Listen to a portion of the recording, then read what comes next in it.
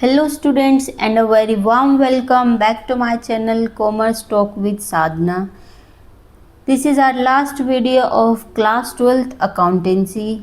Guys, grab your notebooks and pen because today we are diving into a topic that a lot of students find tricky, but we are going to make it incredibly simple. Are you ready?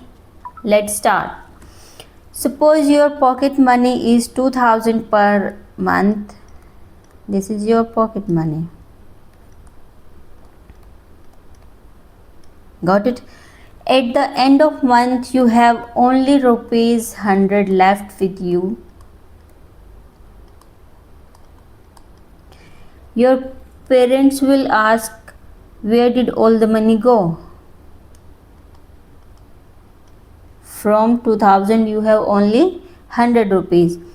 So now what you are going to answer? You can answer 500 spent on food, 800 on shopping, 600 on travel, XYZ expenses. And this explanation shows that how cash came in and where your cash went out. Exactly. So similarly, investors and owners also want to know that where did the company's cash came from and where was it used. Got it? So that statement which gives this answer is known as the cash flow statement. So today we are going to do our topic cash flow statement. Let's start. First of all, what is meaning of cash flow statement? Cash flow statement is a statement that shows the inflows and outflows of cash equivalents and cash. From three activities, we have divided activities of our company into three parts. First one is operating, investing and financing. These are three activities of an enterprise during a particular period. It is prepared as per accounting standard 3. Got it? What are objectives to prepare cash flow statement? These are to ascertain the sources of cash receipt and the purpose for which payment are made, to know the net change in cash and cash equivalents, that how much cash increased or decreased, to classify cash flow into operating, investing and financing for better analysis, to assess the liquidity and solvency position of the enterprise, and last one is to help in planning whether the firm can meet its short-term obligations or not. Got it? So it is used for liquidity analysis, that firm has enough cash or not. It is used for planning and budgeting. It helps management to plan future cash requirements and investment decisions. Comparison between profit may differ widely from actual cash generated. Means that if any firm is telling you that firm has earned rupees 2 crore profit, that will not give you a guarantee that firm is having 2 crore cash in hand. So profit is different from cash in hand. Keep in mind. Comparison we have done. Decision making, it is useful for investors, creditors and management for assessing cash generating ability. Cash flow statement is mandatory for listing companies and is presented as part of financial statements along with balance sheet and statement of profit and loss. So before directly jumping to format of cash flow statement, I want to tell you some key terms which will be used in that format, so that will be easy to understand format at that time. So let's start. What are cash What is cash? Cash in hand and demand deposits with the banks is known as cash. What are cash equivalents? So short term highly liquid as investments that are readily convertible into known amount of cash which are subject to an insignificant risk of change in value. That means those assets which can be converted into cash within 3 months or less than 3 months are considered as cash equivalents. What is cash flow? Movement of cash from or in the enterprise is known as cash flow. That is inflows and cash flows. Inflows and outflows of cash and cash equivalents are known as cash flows. Got it? Next term is cash inflow. When cash comes into business is known as cash inflow, and when cash go or decrease in cash and cash equivalents are known as cash outflow. Classification of activities. As I have told you, we have classified activities into total 3 parts, and those activities are: first is operating activities. What are operating activities? That principal revenue generating activity on which our enterprise is based. That core activity from which we earn revenue is known as operating activity. So activity that form a part of computing net profit and loss, and cash flow from operating activities is generally derived from the transactions that enter into determination of net profit. So those transactions which determine net profit are known as operating activities. For example, if any manufacturing firm is there and that sell goods, that will be operating activities. And next one is investing activities. These relates with the long term assets, means when you purchase and sell long term assets, that will come under investing activities. Next is financing activities. Financing activities are those activities that result in change in size and composition of owner as well as borrowings of an enterprise are financing activities. Example: shares, issues, debentures, all these are financing activities. Next one is determining the nature of an activity. Quick rule is there: cash or collection from debtors will be operating activities, purchase of goods operating activities, wages, salaries operating activities, income tax paid operating activities. All those expenses which are related with core business and our day-to-day operating activities are known as operating activities. Purchase and sales of assets or invest assets will come under. Purchase and sales of assets is operating activities unless directly traceable to investing or financing item. Purchase and sale of non-current activities is investing activities. Interest and dividend, investing activities. Issue of shares and debentures, investing activities. Repayment of loan, redemption, financing. Bank overdraft, cash credit, financing. Students, you have to keep in mind that of which firm we are doing cash flow statement. For example, for bank, interest is operating activity, but for other firms interest is financing activities. Got it? So you have to check that which firm we are dealing. Operating is equals to normal trading. Investment deals with assets and financing deals with long term funds, that is capital from capital or borrowings. So first of all, we will study in detail about what are operating activities.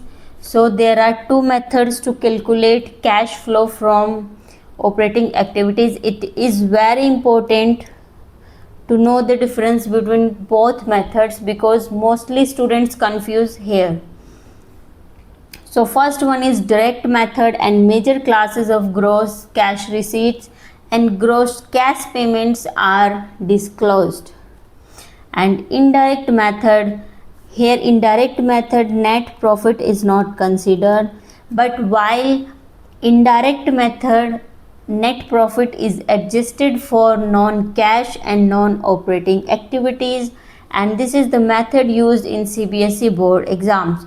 So you should know both differences between both methods, but to command indirect method is a must. Got it? So let's start indirect method step by step calculation. First of all, you have to calculate net profit before tax and extraordinary items. How will you calculate that? Net profit before tax means you have to add back tax as well as all extraordinary items. Got it? So how?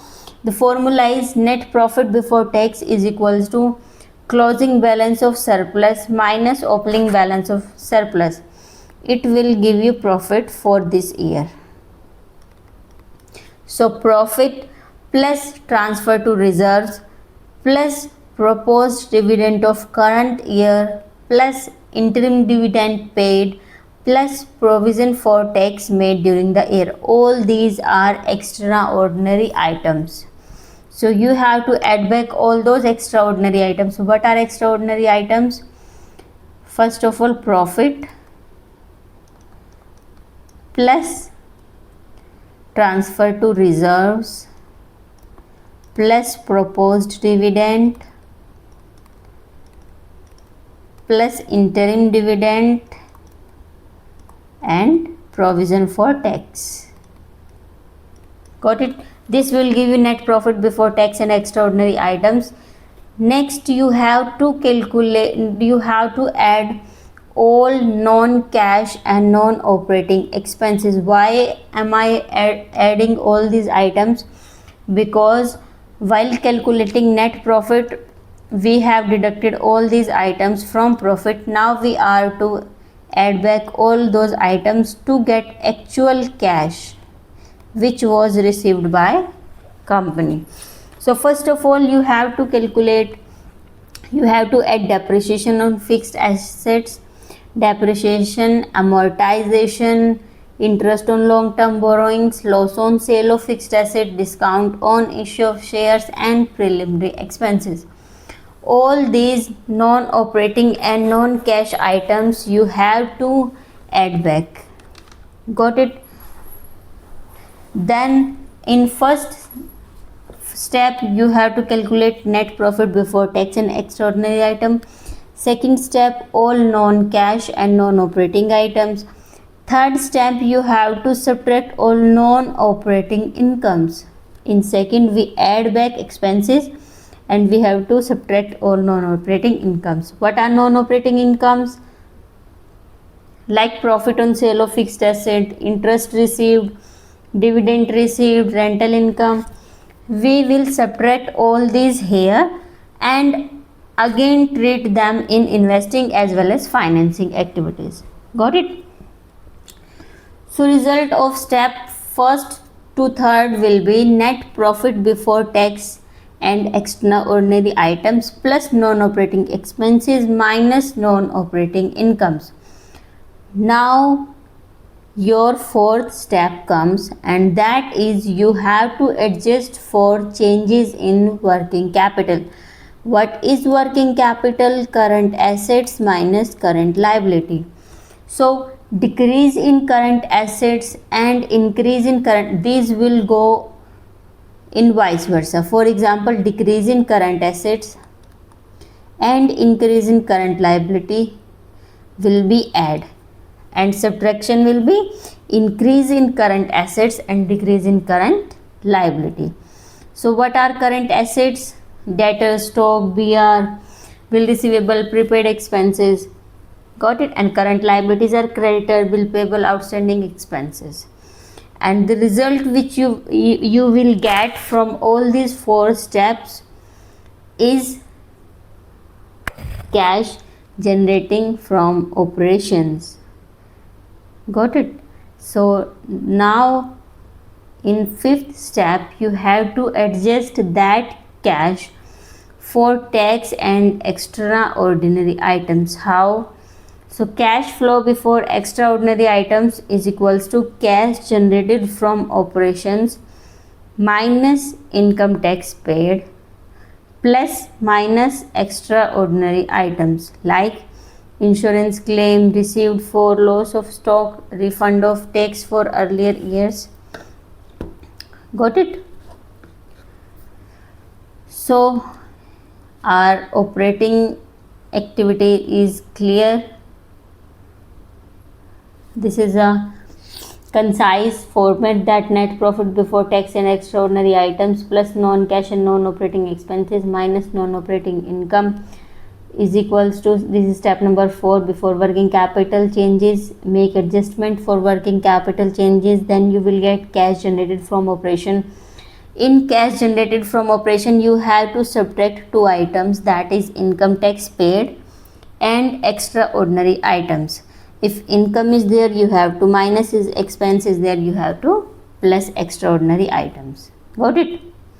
Let's jump to our next activity, that is investing activities, and all activities related to purchase, sale of assets, long-term assets will be considered investing activities. So in this, first of all, we have to understand what are fixed assets. Machinery, land and building, furnitures, all these are fixed assets. To find purchase of fixed assets, if not directly given, you have to prepare machine account, or you can directly calculate if you want. For example, how you will find purchase? Closing balance plus sale plus depreciation minus opening balance of asset. And to find sale proceeds, book value of an asset plus profit or on sale or loss on sale. Got it? And here is machine account. Machine is an asset and assets are of debit nature, so balance brought down will be debit. Purchases or increase in machines will be debit, and sale or depreciation will be credited. Loss on sale will be also credited, and profit on sale will be debited. Got it? If you have to find out any one of the items, you will prepare this account and find out that item. Got it? And that balancing figure will be answer. What are non-current investments? Purchase of investment is equals to same, closing plus sale minus opening. Sale of investment, book value plus profit minus loss. Interest and dividend received. These are positive or inflows figure under investing activities taken from statement of profit and loss. When income is generated from assets, that will come under investing activities. So inflow, outflow, you have to understand. When cash comes in, that is inflow, cash comes out, that is outflow. When we will purchase, obviously cash will go out, so outflow. Sale, inflow. Interest received, inflow. Dividend received, inflow. Purchase of goodwill, outflow. Rent received, inflow. So final formula will be plus all incomes minus all expenses. Let's come to our last activity or third activity, that is financing activities. In financing activities, we will consider those activities which are related to directly owners and long-term capital debt of the company. For example, first is share capital. Issue of shares will be inflow. Net proceeds from share will be increase in share capital plus increase in security premium reserve. Same with debentures, face value plus premium. And interest on dividend paid will be financing outflows. And okay, students, tell me, interest and dividend paid is financing activity, but if I ask you that interest and dividend received will come under which activity? This is investing activity. Why? because we will receive interest and dividend from investments that we made outside the firm. Got it? So that will be investing activity, while when we paid interest and dividend, that is financing activity. So interest paid on debenture, long term loans, dividend paid and interim dividend, all will be outflow. Important point is proposed dividend for current year, which is recommended by directors but not yet paid, is not a cash flow because it is only decided. We have not paid a single penny for that. It is only a proposal until approved in annual general meeting. Got it? So however, it is add back in step number 1 while calculating net profit before tax and disclosed as a contingent liability as shown as outflows in cash flow statements. Other financing items can be bank overdraft, cash credit, underwriting commission, brokerage and buyback of shares. So all these cash received, bank overdraft, cash received, all these are out inflows. Underwriting commission received will be inflow, but they have paid, so paid will be outflow. Final formula is in front of you. Proceeds from debentures, shares, minus redemption of debentures, minus repayment of long term loans, interest paid, dividend paid, minus buyback of shares. So we have some examples that which come under which activity. So proposed dividend of previous year which is paid during this year will be financing activity. Interest on debentures and loans will be financing activities, and subtract from financing, sorry, plus in finance operating and minus from financing. Interest, dividend is same, you have to add back and deduct from investing. Received, if we have received, then it is income for us. Profit loss on sale of fixed assets, so both operating plus investing, here deduct, here plus. Transfer to general reserve is an extraordinary item and will add back to net profit from net profit before tax.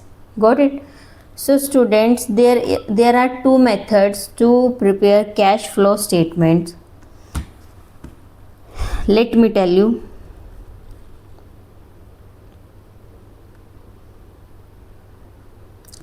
There are two methods to prepare cash flow statements. One is direct method.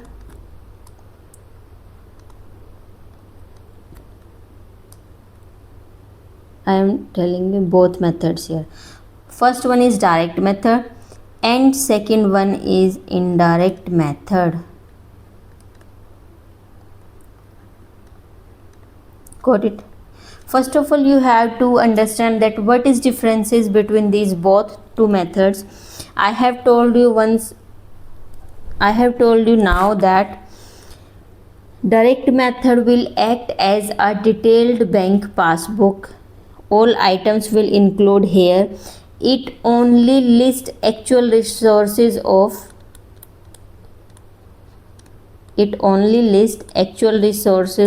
cash inflow and outflow. Got it? And it completely ignores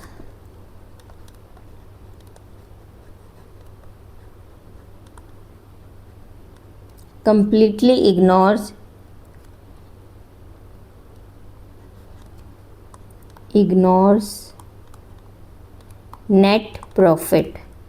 But when I talk about indirect method, these consider net profit at first time. Means firstly it start with net profit.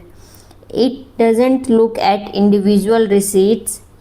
Instead it starts with net profit from income statement. So it first of all it happens with net profit. That's why it works backward. Work backwards and remove everything that wasn't a cash. Okay, it removes or subtracts everything that was not actual cash. Got it?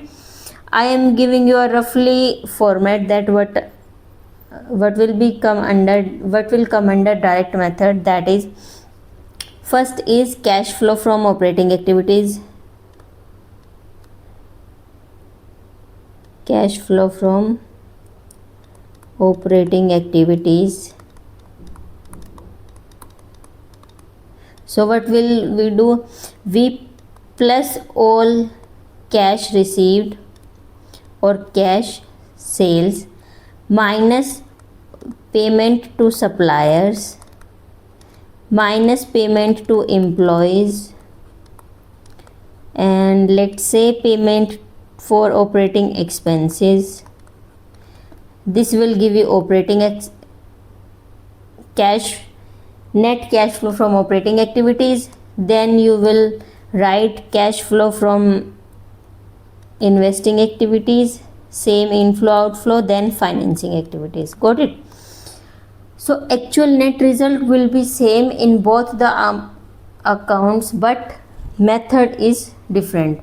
And in here indirect method I will discuss in detail in next slide, that how to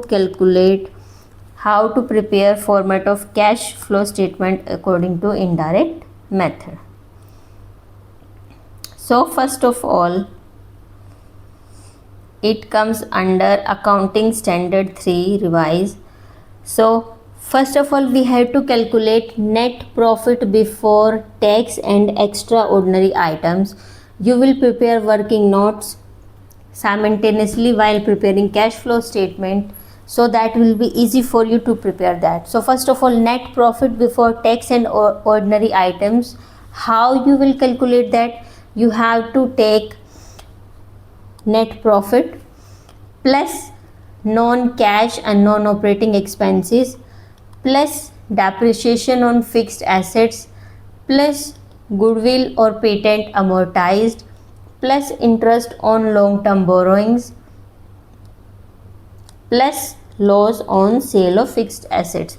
Why I am adding back all this? Because while calculating net profit, these all extraordinary items were deducted from profit, so we are adding back these profits to actually know that how much actually cash was there.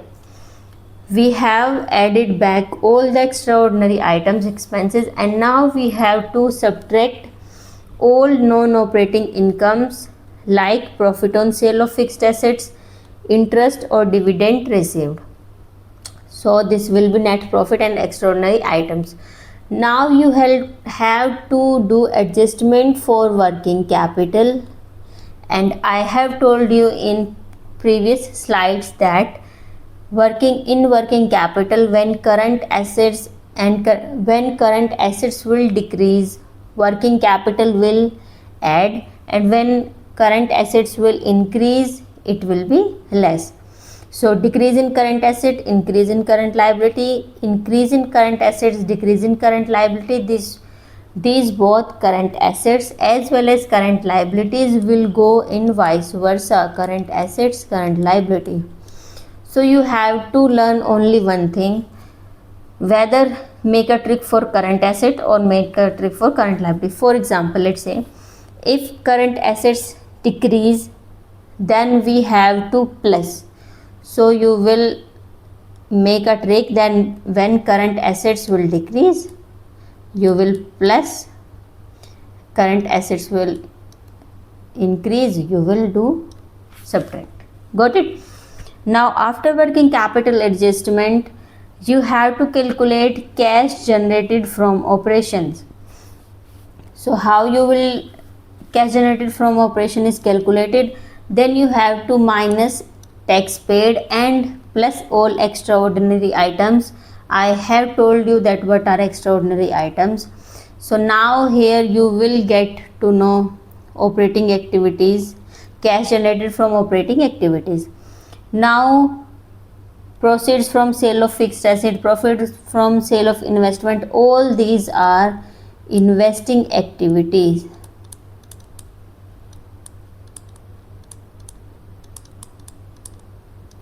Dividend receipt, purchase of fixed assets, purchase of intangible assets, all these are investing activities, and you have to calculate all this and plus all this. If sale of assets, then plus; if purchase of assets, then minus. Net amount will come under here. So after investing, let's calculate for financing. So proceeds from issue will be plus, proceeds from shares will be plus, repayment or redemption of debenture or shares will be minus. Got it?